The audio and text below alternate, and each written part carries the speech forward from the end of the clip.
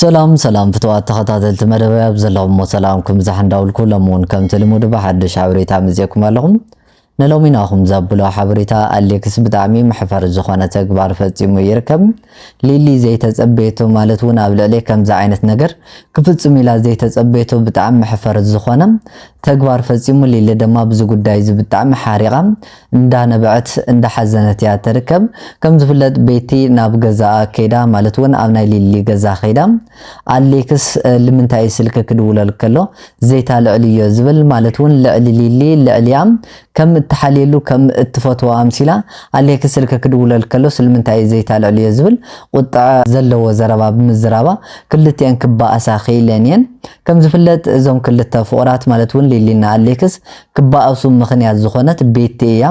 بيتي أنا عليكس أبغزا عند حضرتو كمون بتدقاقا من عليكس عند دولت كلتيوم فورات نكفال عليه مالتون أمونغوم زخونة قوانس نكفتار زقبرتنا سلازي أمونغوم كلتيوم كبا زقبرت السان دهليت نساقن بدفرتنا بغزا خيدا نمنتاي عليكس سلك كدولا لخكالو زيت على علي زبل نساقنا عليكس بالعلي اللي كم التحليل أمثلة بمزراوة كلتي عندما كبا أساخي لانيان إذا بيشاتي خونس إن ليلي مالتون أفت قوانزهم كناقاقر كلو ليلي بزتوا زنورت ملسي عليكس كمي غيري زخلاي معلت مساخك قمت خيلو بهاريات خص سب كتصاورو زي خالي اندابلت نليلي نكتحرا مالتون حما نغر نكتغبر እንዳዳፋፈታ ኔራ ሊል ደማ از ተግባር ዚ ክትጻወራ ያኻለቲ በዚ حريقا ደማ ካፍት ገዛ አሰጉይጓታም ኢቭን ካፍት ገዛ ማለቱን ካብ ገዛ ይውጽል ክትብላ ከላ ቀልጢፋ ክትወጻ ያኻለቲ አሞንጎም ማለቱን ሓፍታ ስለዝነበረት እንበር ናብ ዘይኾነ ጎንጺ ክባ ፀሐይ ይኸላ ኔረንን استግባር ዚ መስማዕ ደማ አሌክስ ንሊሊ ተቆጥዕዋ ምስ ቤት ተኾይኑ ማለቱን ንሳ ገዛኻ ኽቢራ ከምዚላ ንዓኸ ጥቅሚላ ኣብዝ መጸትሉ ለምንታይ እኺ ኣብ ልዕሊያ ከምዛ ዓይነት ተግባር ፈጺምኸ ማለቱን ካብ ገዛ ሰጉይ ክኽብ ዝብል ንሊሊ ተቆጥዕዋ ሊሊ ድማ ብጣዕሚ ያደንጊዛ ማለቱን ዘይተጸበየቶ ንሱ ንቤት ወጊኖ ምስ ቤት ተኾይኑ ንዓ ክጸርፋ ከሎ ብጣዕሚ ያደንጊዛ ምኽንያቱ እሳ በዓልቲ ቤቱ እንዳህሌት ኣደ ውላዱ እንዳህሌት ንሱ ግን ምስ ቤት ምስ ካሊት ጓል ወጊኑ ኣብ ልዕሊያ ከምዛ ዓይነት ተግባር ብምፍጻሙ ብጣዕሚ ደንጊዛ ንባዓታውን ምቁጻር ሲና ብጣዕሚ ሓዚና ኣብ ከቢድ ኩነታት ያ ትርከብ በዚ ምኽንያት ድማ እቲ ዝነበረ ሓዳሮም ማለቱን ኣብ ክልቲኦም ከቢድ ነገር እዩ ተፈጢሩ ብዛዕባ እዚ ቪድዮ ዝውን ሙሉእ ትሕዝቶ ናኹም ቀሪበልኩም ኣለኹ እስካብ ፍጻመ ምሳይ ጸኒሕኩም መደባተይ ንክትካፈሉ እንዳዓደምኩ ቅድሚያ ግን ንቻና ዝ ቤተሰብ ዝኾንኩም ላይክ ብምግባር ከምኡና ጋይ ዝኾንኩም ሰብስክራይብ እንዳገበርኩም ቤተሰብ ንክትኾኑ ላባ እምባርከስ ተኸታተልቲ መደብ ኣብቲ መተው ከም ዝገለጽኩልኩም አሌክስ ምስ ቤት ወጊኑ ንሊሊ ከምዛ ዓይነት ተግባር ፈጺሙ ይርከብ ሊሊ በዓልቲ ቤቱ እንዳህሌት ኣደ ውላዱ እንዳህሌት ንሱ ግን ምስ ቤት ወጊኑ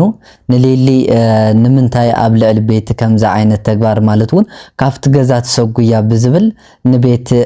ደጊፉ ንሊሊ ግን እንዳጸረፋ እንዳተቆጣ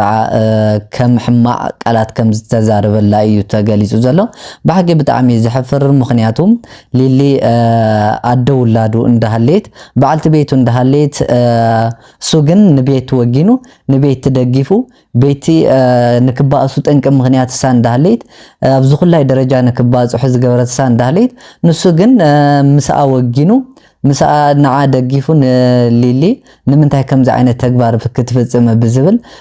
ንሊሊ ተቆጥዕዋ ማለትዩ ቤቲ كلتيوم فقرات نكباسو كلتيوم فقرات نكفالالي ኣብዚ ደረጃ ዘን ክባጽሑ ዝገበረት ንሳያ ኢቭን ናብ ገዛ ኸይዳ ድማ ልዕሊ ሊሊ ንሳ ንኣሌክስ ከም ተሐለቀሉ ወይ ድማ ንኣሌክስ ከም ተሐለሉ ኣምሲላ ንምንታይ ስልክ ክድውለል ከሎ ዘይታልዕል ብዝብል ንሊሊ ተቆጥዓታ ማለት እዩ ሊሊ ድማ ከምዚ ዓይነት ነገራት ማለት እውን ቤት ብዝትገበሮ ዘላ ተግባራት ብጣዕሚ ሓዚና ቢላ ማለት ክትጻወራ ይኻለ ብዙሕ ተጻዊራያ ግን ይኹን ዳምበር ኣብቲ መጨረሻውን ከመይሊ አሌክስ ካሕዝስ ምሳኸ ክነብር ኪሉ ዝኹላይ ዝማቴ ከምዚ ዓይነት ጸባይ ክስ ከመይ ገይሪ ኪሉ ምሳኸ እስካዕ ዝጸኒሕ ዝብል ሕማቅ ዘረባ ብምዝራዋ ድማ ሊሊ ዝተግባር ዚ ማለቱን ከምዚ ዓይነት ኣብ ገዛ አኺዳ ክትጻረፍ ኣብ ገዛ አኺዳ ከምዚ ዓይነት ደስ ዘይብል ቃላትን ክትዛረብ ከላ ግን ክትጻወራ ይኻለቲ በዚ ምኽንያት ድማ ካፍት ገዛ ክትሰጓ ካፍት ገዛ ክተባራ ኺላያ ኢቭን ካብቲ ገዛ ክተባራ ከላ ኣብያታ ብብዙሕ ሰላሓፍታ ዝነበረት እምበራብ ካሊእ ጎንፂ ክባፅሓ ይኽእላ ነይረን እየን ቤቲ እዚ ከምዚ ዓይነት ተግባር ብድልየታ ማለት እውን ንክፈላለዩ ድልየት ስለ ዘለዋ ኣቂዳ ሓሲባ እያ ትገብሮ ዘላ ኣሌክስ ድማ ምሳኣ ኮይኑ ከምዚ ዓይነት ተግባር ማለት እውን ሊሊ ብከምዚ ዓይነት ክሕዝና ከሎ ብሓቂ ንብዙሓት ሰባት ዘቆጥዕን ንብዙሓት ሰባት ድማ ዘሕዘነ ተግባር እዩ ኮይኑ ምክንያቱ ኣሌክስ ብዚ ዝግበር ዘሎ ተግባራት ምስ ሊሊ ክውግን ነይርዎ ምክንያቱ ሊሊ ብካሊእ ምክንያት ይኾነ ኣብዚ ጎንፂ ዝክበፅሑ ኺሎም ኣሌክስ ብዞም ዝገብሮም ዘሎ ተግባራት ምስ ቤት ብዘለዎ ርክብ ንካቋርፅ ከምዚ ዓይነት ምስ ካሊእ ጓል ዝገብሮ ዘሎ ማለት እውን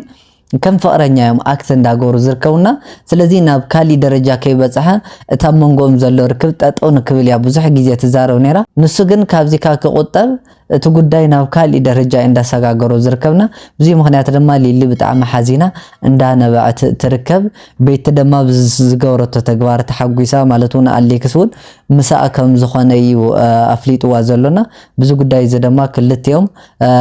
ሊሊና ኣሌክስ እቲ ሓዳሮም እቲ ጎንፆም ናብ ካሊእ ደረጃ እዩ ተሰጋጊሩ ዝርከብና ብዙ ምክንያት እውን ሊሊ ብጣዕሚ ሓዚና እንዳነበዐት ሓዳራ ኣብ ሕማቅ ኩነታት በፂሑ